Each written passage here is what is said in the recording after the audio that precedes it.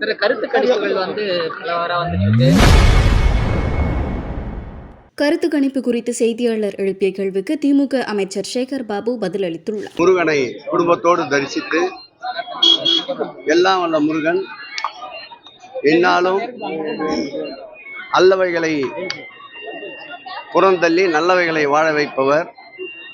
அவரை மனதார உளமாற அவரிடம் பிரார்த்தித்து செல்வதில் மகிழ்ச்சி அடைகிறோம். சில கருத்து கணிப்புகள் பலவாறா வந்துட்டு இருக்கு. ஏற்கனவே கட்டங்களை உடைத்தெறிந்தவர் எங்கள் முதல்வர். இந்த கருத்து கணிகளுக்கு அப்பால் நிச்சயமாக ஸ்டாலின் தொடரட்டும், தமிழ்நாடு வெல்லட்டும் என்ற குரல் மீண்டும் ஓங்கி ஒலிக்கும்.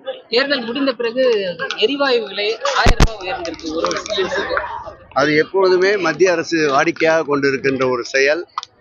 தேர்தலுக்கு தேர்தல் இப்படி தமிழ்நாட்டு மக்களை வஞ்சிப்பதுதான் ஒன்றிய அரசுடைய செயல்பாடு.